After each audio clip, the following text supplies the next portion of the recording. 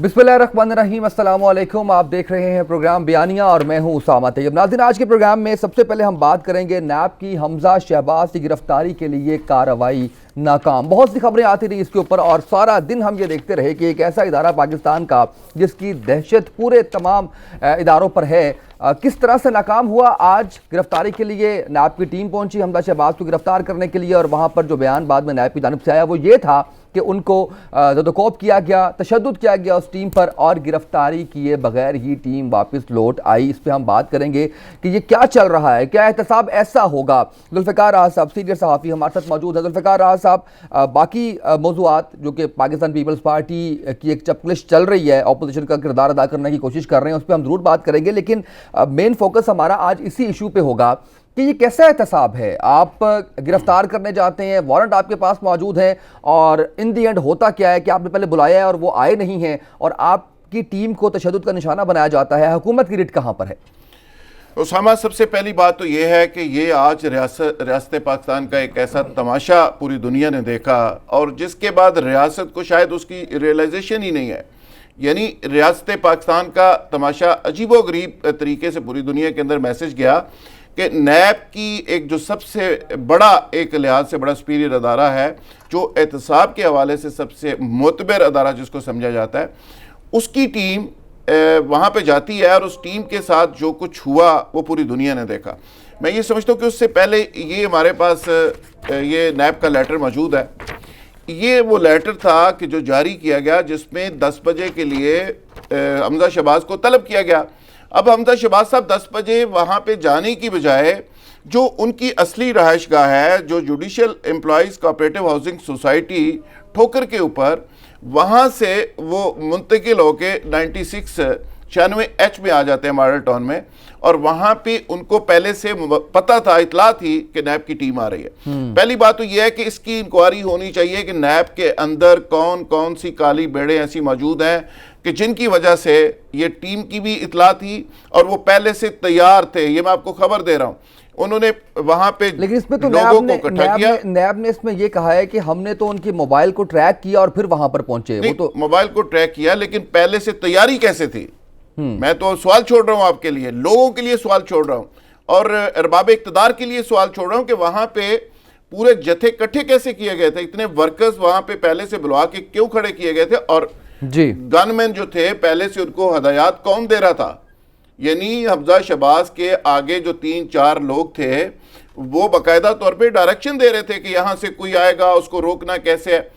तो मैं समझता हूँ कि ये एक तमाशा हुआ है, और उससे भी बड़ी बात यह है कि नैब की टीम अगर आई गई थी और उनके घर चली ही गई थी, और वहाँ से फिर ले के जाना चाहिए था, फिर चेयरमैन नैब साहब को इस पर स्टैंड लेना चाहिए था। डीजी नैब लाहौर पंजाब जो बहुत बड़ा जहाद कर रहे हैं, काम कर रहे हैं और बड़ी एफर्ट्स कर रहे हैं, शहजाद सलीम साहब, उनको फिर इस पे पूरी तरह से स्टैंड लेना चाहिए था, और ये एक एग्जाम्पल बनाते, आज मिसाल बनाते, ताकि जो दीगर जो माफियाज को अभी आपने हाथ डालना है, जिनको पकड़ना है, ओ भाई आपने तो एक ऐसी रवायत पैदा कर दी कि जब किसी का दिल करेगा कोई नैब के साथ जाएगा, जब दिल करेगा वो नहीं जाएगा। लेकिन सवाल जो आपने छोड़ा है, जो सवाल आपने छोड़ा है, वही सवाल हम पूछते हैं बैरिस्टर शहजाद अकबर साहब से, मुआवने खसूसी बनाया था। साहब शहजाद अकबर साहब, बहुत शुक्रिया आपका, आपने वक्त दिया हमारे प्रोग्राम में। अहम सवाल किया जुल्फ़िकार राहत साहब ने कि किस तरीके से ये मुमकिन हो पाया कि इत्तला पहले पहुंच गई और हमजा शहबाज और उनकी टीम ने मुकम्मल तैयारी की।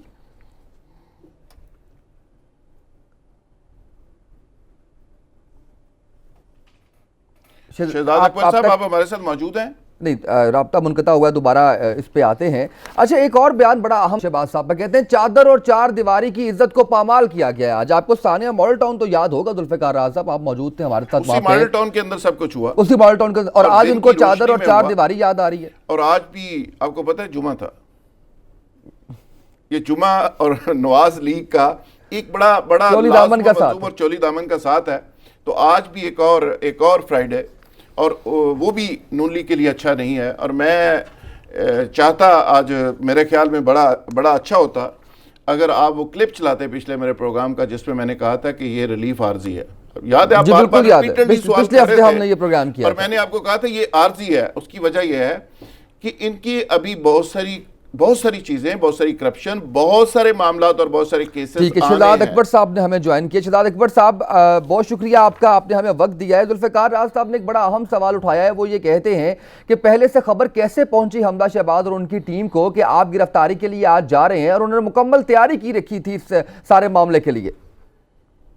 جی السلام علیکم. دیکھیے مجھے تو علم نہیں ہے. دوسری پہلی جو تصحیح کرنا چاہوں کہ آپ سے یہاں حکومت نہیں جا رہی تھی، نیب کی ٹیم جا رہی تھی. باقی یہ ہے کہ آپ کو معلوم ہے کہ یہ اس طرح کی چیزیں تو نکل جاتی ہیں. نوٹس بھی ان کو پہلے سے گیا ہوا تھا گرفتاری کے لیے، تو اگر ان کو پہلے سے اطلاع تھی تو یہ تو اس سے کچھ کہا نہیں جا سکتا کیسے بات نکلی ہے. لیکن جو سب سے اہم چیز ہے وہ یہ ہے کہ اتنے اگر آپ سمجھدار اور اتنے ذمہ دار ممبر آف پارلیمنٹ ہیں اور اپوزیشن لیڈر بھی ہیں اور اتنی بڑی پارٹی کو ریپرزینٹ کرتے ہیں، تو آپ کا رویہ یہ ہے کہ آپ ریٹ آف دا اسٹیٹ کو ایسے چیلنج کریں گے کہ سرکاری مال کو وہاں پہ جان و مال سے مارنے کی دھمکی دیں گے اور اس کے بعد آپ انہیں زدوکوب کریں گے اور گرفتاری سے رجسٹ بھی کریں گے. وہ ایک بڑا لمحہ فکریہ ہے. باقی اگر خبر لیک ہو گئی ہے وہ تو نیب کو میں سمجھتا ہوں لیک کہہ رہے ہیں، انویسٹیگیٹ کرنا چاہیے کہ کیسے لیک ہو گئی. لیکن چونکہ پہلے ان کو نوٹس بھی سرو کیا جا چکا تھا تو شاید اس کی وجہ سے بھی ان کو علم ہو یا ادراک ہو کہ چونکہ یہ نوٹس کے سرو کرنے پہ پیش نہیں ہوں گے تو شاید اس کے بعد انہیں گرفتار کیا جا سکتا ہے. کیونکہ کوآپریٹ تو اس انکوائری میں وہ نہیں کر رہے ہیں، کیونکہ سلمان شہباز صاحب کو اسی ایسٹ کے اور منی لانڈرنگ کے کیس میں نومبر سے نیب طلب کر رہی ہے اور لندن میں بھی ان کے اوپر نوٹس طلب کیا گیا ہے کہ آپ انکوائری کو جوائن کریں. لیکن وہ بالکل نہ انکوائری کو جوائن کر رہے ہیں، نہ ہی کسی سوال کا جواب دے رہے ہیں. شہزاد اکبر صاحب، میرے پاس بھی یہ منی لانڈرنگ کی ایک پوری فائل آج میں لے کے آیا ہوں.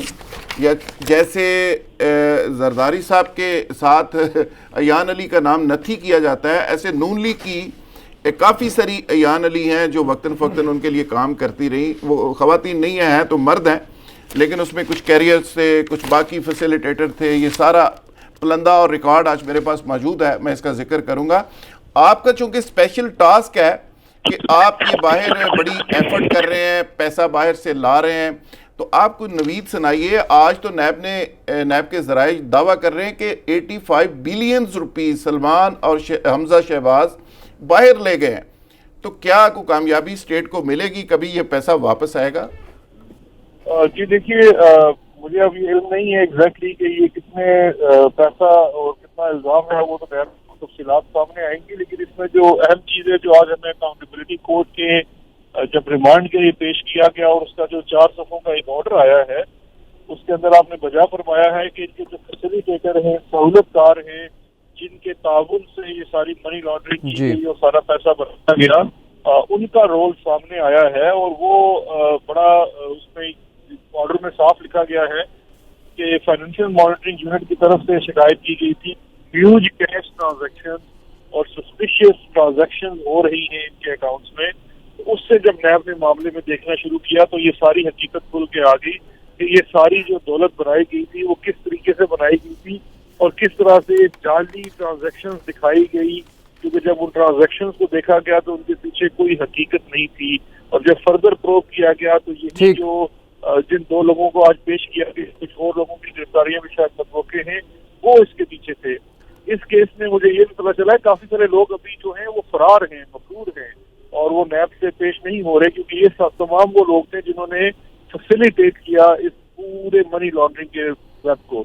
لیکن میں یہاں کو ایک اور چیز یاد دلانا چاہوں کہ یہ میں ایک تو یہ سمجھتا ہوں کہ یہ تو ایک اوپنی پارٹ 2 ہو گیا ہے. جو آپ نے جو JIT دکھی ہے FIA والی، اس سے ملتی جلتی ہی کوئی چیز ہمیں صاف نظر آ رہی ہے، کیونکہ یہ بالکل ساتھ کی طرح کی کوئی ٹرانزیکشن لگ رہی ہے. لیکن یہ اس طرح کی چیزوں کو استعمال کرنا ان لوگوں کے لیے کوئی نیا کام نہیں ہے. اگر آپ کے کیس میں دیکھیں تو وہاں بھی ایسے گوسٹ اکاؤنٹس استعمال ہوئے تھے تمام ٹرانزیکشن دکھانے کے لیے. تو یہ دوبارہ سے یہ باز نہیں آ رہے ہیں. آپ اس کی انویسٹیگیشن میں مزید آگے جائیں گے، نیب آگے جائے گی، گورنمنٹ اس کو دیکھے گی، FIA دیکھے گی، تو آپ شاید کراچی والے اکاؤنٹس کو بھول جائیں گے. یہ بہت بڑا نیکسس ہے اور اس کے اندر بہت ساری چیزیں ہیں، بہت سارے اور فیسیلیٹیٹر سامنے آئیں گے.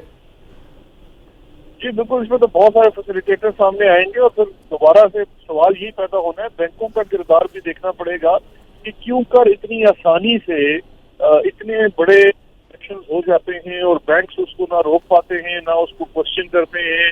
دیکھیے ہماری حکومت کسی نظام کو بہتر کرنے کے لیے نئے رولز وضع کر رہی ہے. جو یہ سب سے پہلے ان بینکوں کی ذمہ داری ہے جہاں پہ یہ ٹرانزیکشن ہو رہی ہے تاکہ اس کو ٹائملی رپورٹ کریں. لیکن اب ہوتا یہ ہے کہ اگر آپ حاکم وقت ہیں, آپ کے والد چیف منسٹر ہیں ایک صوبے کے, تو اس وقت وہ غریب بینک کے ملازمین شاید وہ رپورٹ نہیں کر پاتے, جو کہ اینٹی منی لانڈرنگ ایکٹ کے تحت ان کی ذمہ داری ہے کہ وہ ان تمام ٹرانزیکشن کو رپورٹ کریں. جی تو ٹھیک, اگر یہ ٹائملی رپورٹ ہو پاتا تو شاید ٹائملی اس کو روکا بھی جا سکتا تھا. صحیح ہے. لیکن بعد میں آپ جب احتساب کا عمل شروع کرتے ہیں تو آپ کو پتہ چلتا ہے کہ یہ پورا ایک سلسلہ ہے. تو اس لیے یہاں پہ ہمیں اپنے ادارے اور نظام کی تصحیح کی ضرورت ہے کہ جہاں پہ, کیونکہ یہ دیکھیے یہ معاملہ جڑا ہوا ہے, منی لانڈرنگ ہمیں بھولنا نہیں چاہیے کہ منی لانڈرنگ کا معاملہ جڑا ہوا ہے FATF کی گرے لسٹنگ اور بلیک لسٹنگ کے ساتھ. اچھا سر, اگر ہمارے ملک کے حکمران جی ان چیزوں میں ملوث رہے تو پھر ہم کیسے روک سکیں گے اپنے آپ کو یہ گرے سے بلیک لسٹنگ. بالکل صحیح ہے. شہزاد اکبر صاحب یہ بتائیے گا مجھے کہ آپ نے خود کہا کہ ریاست کی ریٹ کو کیسے آج چیلنج کیا گیا, کیا نیب کے پاس گرفتاری کے بغیر واپس آ جانے کے علاوہ کوئی اور آپشن موجود نہیں تھا؟ آپ نہیں سمجھتے کہ نیب کی آج سبکی ہوئی ہے اس سارے معاملے میں؟ دیکھیے بات یہ ہے کہ وائٹ کالر کرائم میں آپ کسی دہشت گرد سے تو ڈیل کر نہیں رہے. نیب ایک ریزنیبل فورس کے ساتھ ایک آفیسر جاتا ہے, وائٹ کالر کرائم ہے, وہ بتاتا ہے یہ آپ کے وارنٹ کی وجہ سے, آپ برائے مہربانی ہمارے ساتھ چلیے. اب اس وقت مجھے بتائیے وہ ایک وائٹ کالر کرائم کا ادارہ کیا کر سکتا ہے جب اس کے ساتھ 200 سیکورٹی گارڈ وہ انہیں کو مارنا پیٹنا شروع کر دیں یا ان کو باہر نکال دیں یا وہ کہیں جی ہم اریسٹ نہیں ہوتے. تو پھر یہ بتائیے کہ یہ اداروں کو کس طرف آپ اگر سمجھتے ہیں کہ ان کا آپ کا اریسٹ غلط ہے تو آپ عدالت میں اس کو چیلنج کریں, آپ کو بیل مل سکتی ہے, آپ بیل میں جا سکتے ہیں. لیکن یہ تو میں سمجھتا ہوں سراسر اداروں کی اور ریاست کی. تو سر اتنی محنت آپ کرتے ہیں اور پورا کیس آپ بناتے ہیں, ثبوت اکٹھے کرتے ہیں, تو آپ نہیں سمجھتے کہ آپ کے اختیارات میں کچھ امینڈمنٹس ہونی چاہیے, اختیارات بڑھانے چاہیے, فورسز آپ کے ساتھ ہونی چاہیے تاکہ اس طرح کے معاملات کا دوبارہ سے سامنا نہ کرنا پڑے؟ دیکھیے یہاں پہ بات اختیارات سے زیادہ اب سوال یہ پیدا ہوتا ہے کہ کیا کوئی ایک عام شخص ہوتا تو اس کے پاس کیا اتنے وسائل یا اتنی ضرورت ہوئی کہ وہ نیب کو چھوڑیے کسی اور غریب سے ادارے, اینٹی کرپشن کے ادارے کے وارنٹس آف اریسٹ کو وہ کوئی بندہ اس طرح سے اس کا مذاق اڑا سکتا ہے؟ تو یہ میسج شہزاد اکبر صاحب یہ میسج دیا ہے نا ریاست نے, ریاست پاکستان نے اتنی کمزوری کا میسج دیا ہے اور عوام کو یہ میسج دیا ہے. ہم تو یہ سنتے تھے, عمران خان صاحب کہتے تھے کہ دو نہیں ایک پاکستان. تو اب ایک پاکستان کب بنے گا؟ رول آف لا پہ یہ بڑے جو ہیں اپنے آپ کو جو ریاست سے بڑا سمجھتے ہیں, یہ کب رول آف لا کے نیچے آئیں گے, قانون کے نیچے آئیں گے اور کب اس پہ عمل کریں گے؟ یہ تو عام آدمی بیچارہ پریشان ہے جو 40 روپے کی بیچارہ چوری کرتا ہے, اس کو تو جوتے پڑ رہے ہیں, اور جو 40 ارب لوٹتا ہے وہ ڈنڈے بھی مارتا ہے نیب والوں کو. شہزاد اکبر صاحب اس سوال کا آپ سے جواب لیں گے, ایک شارٹ بریک کی طرف جانا ہے, واپس آئیں گے تو یہیں کا آغاز کریں گے اور ذوالفقار راز صاحب کے سوال کا جواب آپ سے لیں گے. ایک شارٹ بریک, ناظرین ہمارے ساتھ رہیے گا.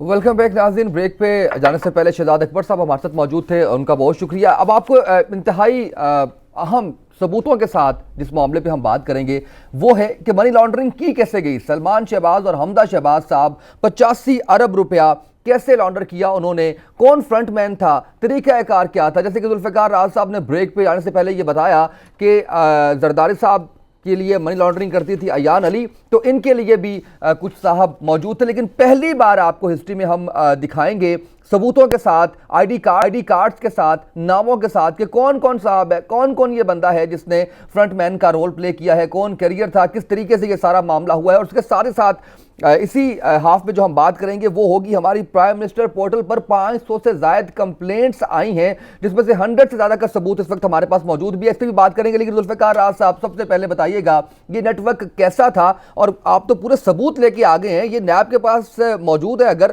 تو یہ بھی بتائیے اس کے اوپر تو فوراً گرفتاری اور پرائم منسٹر کے پورٹل پہ یہ ایک ہی محکمے کے خلاف 24 گھنٹے میں 2000 سے زیادہ پنجاب پولیس کے خلاف کمپلینٹس موصول ہوئی ہیں. جی لیکن پہلے سر اس پہ آجیں پھر ہم یہ تو بات کی بات ہے, اس پہ بات کرتے ہیں.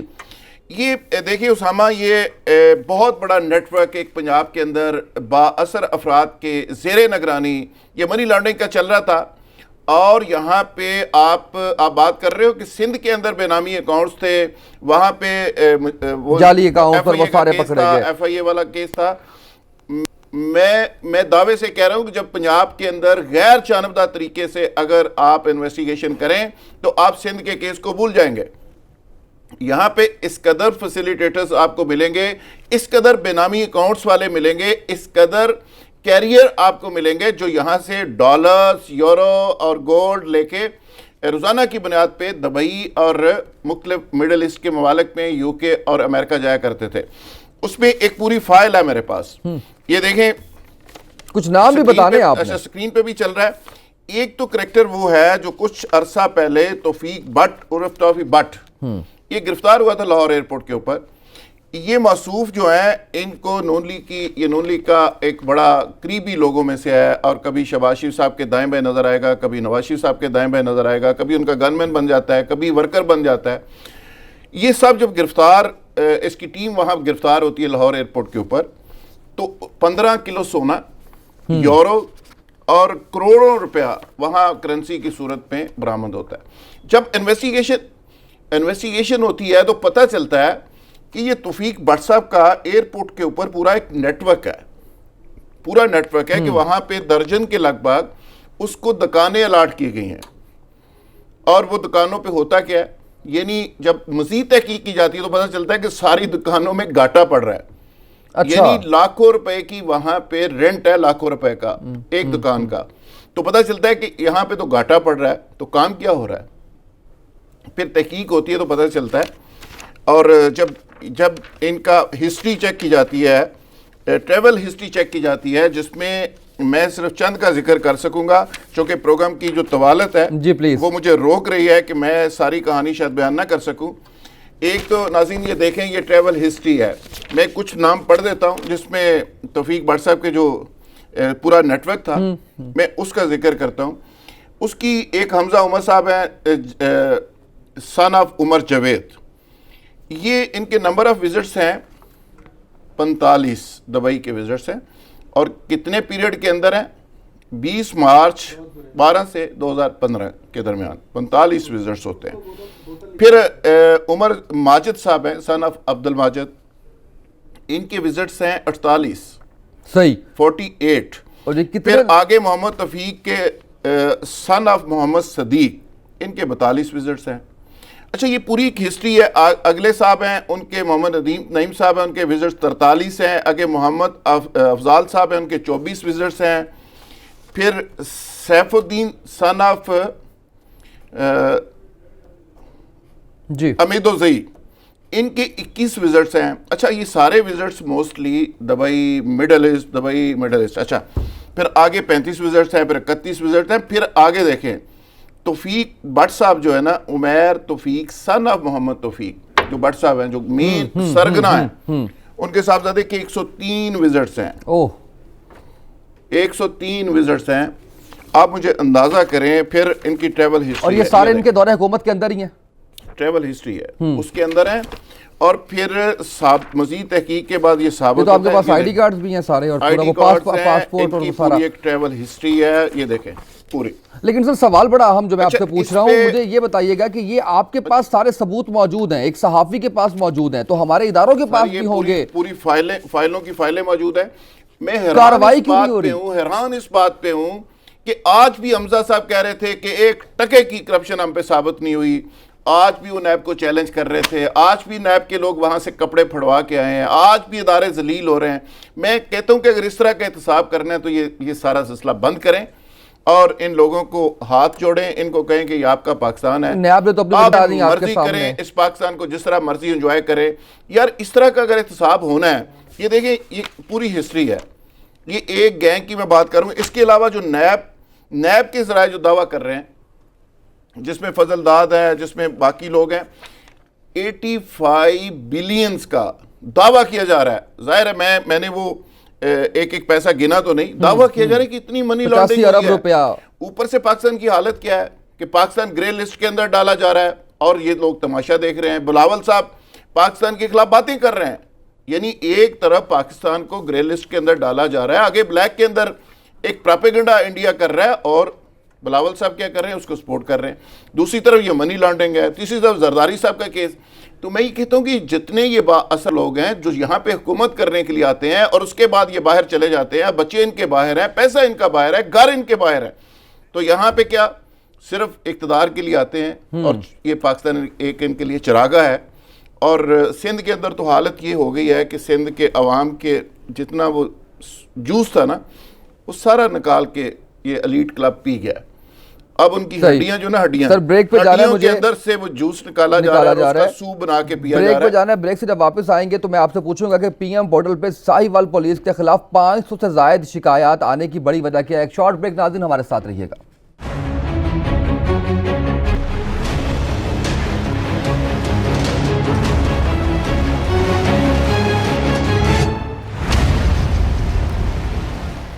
Welcome back. ناظرین جیسے کہ بریک پہ جانے سے پہلے ہم نے آپ کو بتایا کہ پولیس کے خلاف, ایک محکمے کے خلاف اور ایک اسپیسیفک ایریا کے اندر سے 500,000 پی ایم پورٹل پر شکایات آتی ہیں. تو اس کا کیا مطلب ہے؟ اور نہ صرف پولیس ڈپارٹمنٹ, آئی جی پولیس اور چیف سیکرٹری کے خلاف اگر آپ کو شکایات آ رہی ہیں تو اس کا کیا مطلب ہو سکتا ہے؟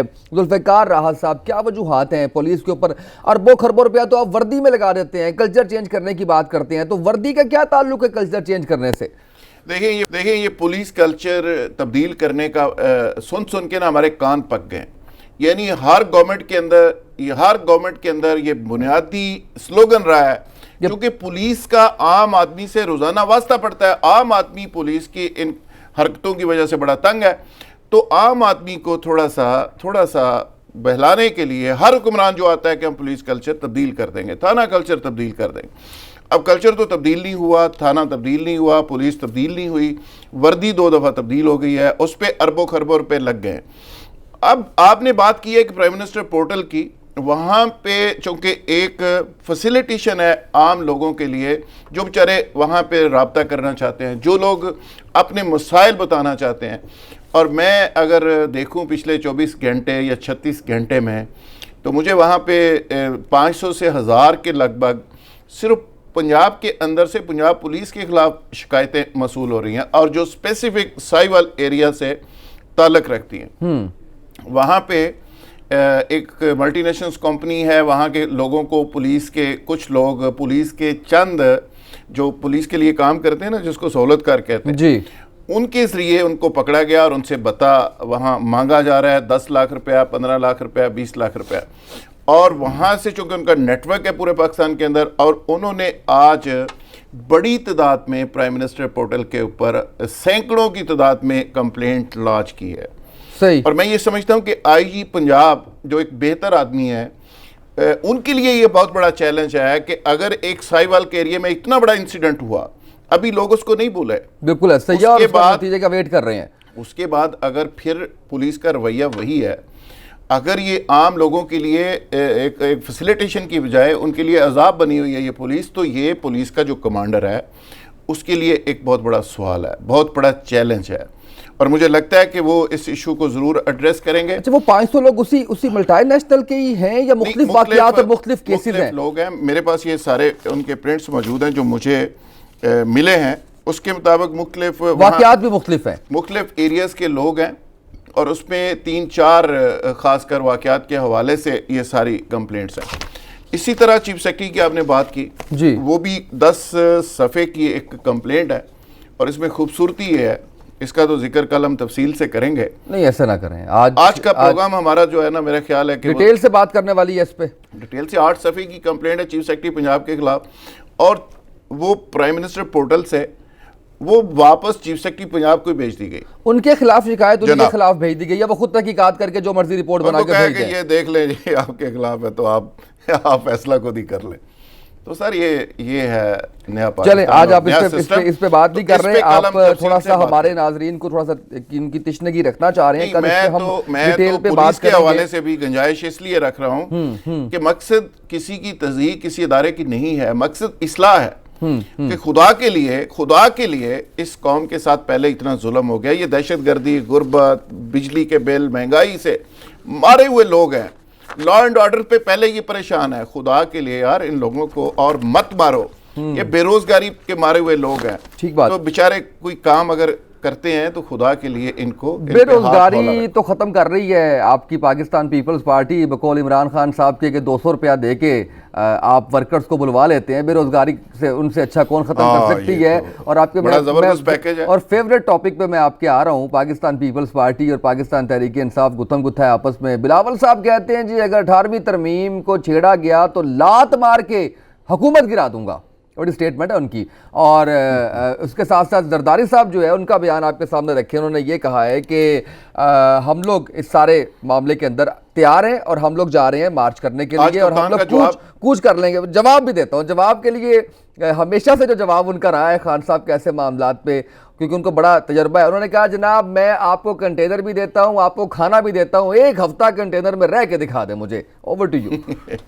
دیکھیں بلاول صاحب نے بڑی جذباتی تقریر فرمائی اور وہ ان چیزوں کو کیلکولیٹ نہیں کر سکے کہ یہ عمران خان کی گورنمنٹ ہے اور جس پہ کرپشن کے کم از کم چارجز نہیں ہیں, اور یہ ایسا پرائم منسٹر ہے جو پوری دنیا کے اندر ایک سیلیبل پروڈکٹ کے طور پہ سامنے آیا ہے. پوری دنیا نے ایک نئے طریقے سے نئے انداز میں رسپونڈ کیا ہے.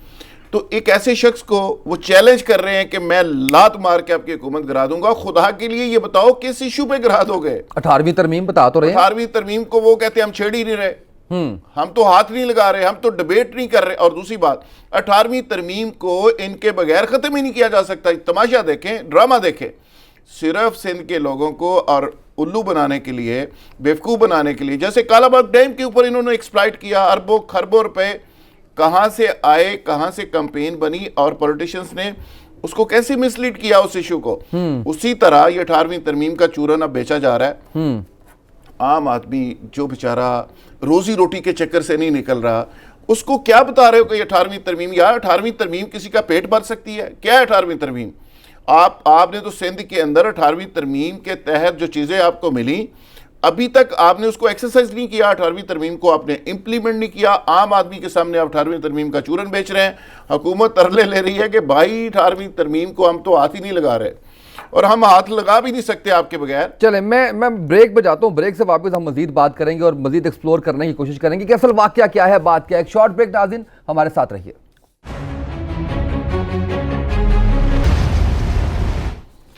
ویلکم بیک ناظرین. ذوالفقار آصف, بریک پہ جانے سے پہلے ہم بات کر رہے تھے پاکستان پیپلز پارٹی کے اس وقت جو مووز ہیں ان کے اوپر. بلاول بھٹو صاحب جس طرح سے بات کر رہے ہیں 18ویں ترمیم کو خطرہ نہیں ہے, حکومت کہتی ہے کہ 18ویں ترمیم ہم اس کو نہیں چھیڑ کرنا چاہ رہے, تو اصل معاملہ کیا ہے؟ کیوں بلا وجہ بے نظیر انکم سپورٹ پروگرام کا نام کیوں تبدیل کر رہے ہیں؟ اس کے اوپر خون نے جوش مارا پاکستان پیپلز پارٹی کے, اب اس معاملے کے اوپر مارا ہے.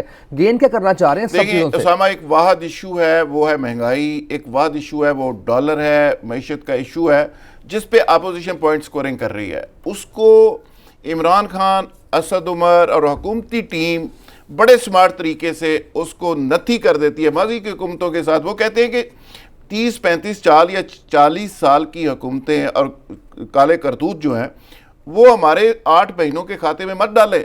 یعنی اگر 70 سال کی پورے 70 سال کا حساب جو ہے وہ ہمارے 8 مہینوں سے آپ کیوں مانگتے ہیں؟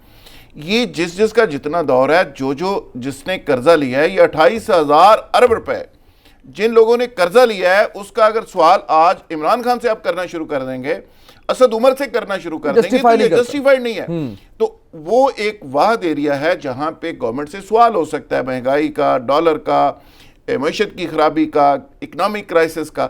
تو اس سے حکومت بڑی آسانی کے ساتھ یہ کہہ کے نکل جاتی ہے.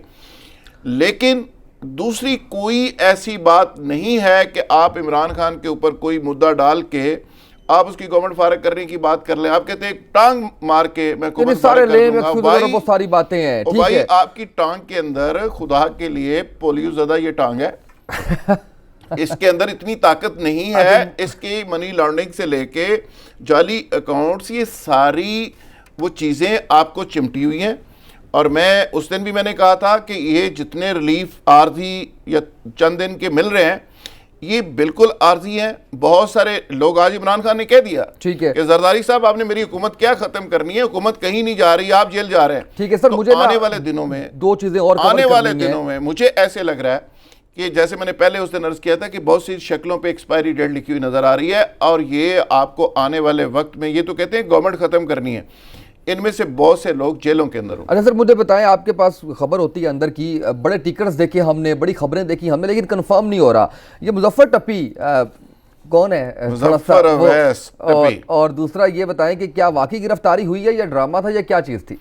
टप्पी साहब बड़ा एक मारूफ करैक्टर हैं सिंध का, आपको पता है, और मनी लॉन्ड्रिंग से लेके पैसे कमाना और पैसे वसूली और दूसरे लोगों के फ्रंटमैन के तौर पे पैसे लेना, ये सारे इल्ज़ामात उनके ऊपर लगते रहे। फिर अचानक से स्लिप हुए और दुबई चले गए। दुबई चूँकि ज़रदारी साहब का बड़ा दुबई के रूलर से बड़ी ज़ाती दोस्ती है, बड़ा ताल्लुक़ है। अभी रिसेंटली सिंध से कुछ कारशकुर भी हुआ है और वो ज़ाती तौर पे ज़रदारी साहब के दोस्त हैं, और वहाँ पे ज़रदारी साहब के बहुत दोस्त कंफर्टेबली रहते हैं, ज़रदारी साहब खुद भी रहते हैं।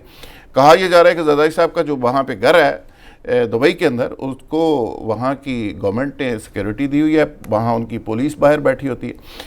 तो मुजफ्फर टप्पी साहब वहाँ गए और वहाँ से आगे स्लिप होके वो यूके में तशरीफ़ ले गए, और ये भी इतला है कि उन्होंने एक नई शादी भी फरमा ली है, जिसकी वजह से ज़रदारी साहब उनसे नाराज़ हैं।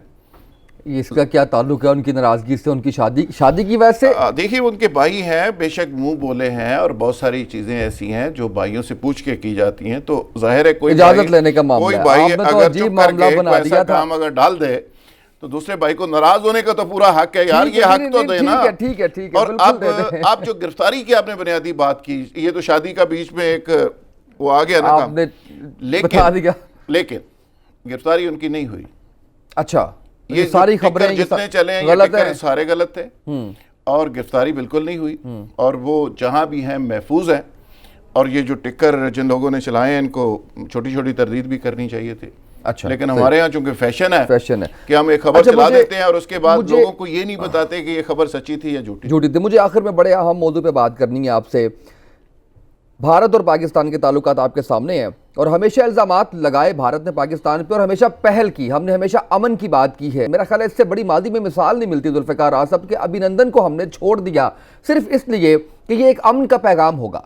लेकिन भारत ने अपने ओछे हथकंडे, अपनी औकात हमेशा सामने रखी और दोबारा से वो इल्ज़ामात लगाने शुरू कर दिए। F-16 हमने मार गिराया, बहुत बड़ा दावा कर दिया, और अमेरिकी रिपोर्ट आई है जिसके अंदर ये कहा गया है कि हमने काउंट किए हैं, F-16 पूरे हैं, ये सिर्फ झूठ का पलंदा है, इसके अलावा कोई नहीं। और एक और खबर इसके अंदर जो थी वो ये थी कि भारत बड़ा प्रोपेगेंडा कर रहा था कि पाकिस्तान F-16 अग्रीमेंट के मुताबिक भारत के खिलाफ इस्तेमाल नहीं कर सकता। अमेरिका ने इसकी भी तरदीद कर दी है कि अग्रीमेंट में ऐसी कोई बात नहीं। लेकिन सर, एक चीज मैंने आपसे पूछनी है कि कॉमन सेंस की बात है कि भाई F-16 हमने किसके लिए लिए हैं?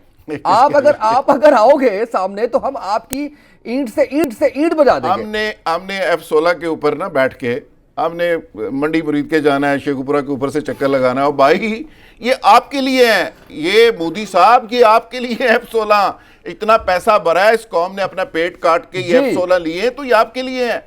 और दूसरी बात, मैं उसामा हमेशा से कहता हूँ, ये लातों के भूत बातों से नहीं मानते इंडिया के मामले में, लेकिन फिर भी हमने अमन का मैसेज दिया, और इमरान खान साहब एक पूरी दुनिया में एक बड़े लीडर के तौर पे सामने आए कि उन्होंने इंडिया के हवाले से जहां पे इंतहाबसंदी की बात हो रही थी, मरने मारने की बात हो रही थी, एक जंगी सूरत हाल पैदा की कि वहां पे उन्होंने अमन की बात की, और पूरी दुनिया ने उसको एक्सेप्ट किया। बिल्कुल, आज इंडिया पूरी दुनिया में रसवा है। जो पाकिस्तान को आइसोलेट करना चाह रहा था वो खुद आइसोलेट हो गया, और पाकिस्तान के साथ पूरी दुनिया इस बयानिए के ऊपर खड़ी हुई।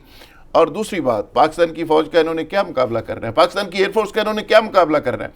ये तो अमरीकी कई थिंक टैंक्स रिपोर्ट दे चुके कि भाई आपके जहाज, आपकी एयरफोर्स, आपकी दूसरी फौज वो पाकिस्तान के मुकाबले में नहीं लड़ सकती। और उसकी बुनियादी वजह क्या है? सर, मुझे क्लोजिंग पे जाना है। पाकिस्तान की जो फौज है, पाकिस्तान का हर सिपाही, पाकिस्तान का हर अफसर 16 साल से हालत जंग में है। वो वार एरियाज के अंदर एक एक बंदा दो तीन दफा क्लोजिंग पे जाना है, ड्यूटी दे चुका है। तो पाकिस्तानी फौज की इंडियन फौज 10 दफा पैदा हो जाए, मुकाबला नहीं कर सकती इंशाल्लाह। बिल्कुल, इस पे कोई शक नहीं। और आज आपने अंदर से हमें सबूत लाके दिखाए हैं तमाम मामलों के ऊपर। चीफ सेक्रेटरी का मामला रह गया था, कल उसके ऊपर हम बात करेंगे। आज के प्रोग्राम से इतना ही, इजाजत दीजिए, अल्लाह हाफिज।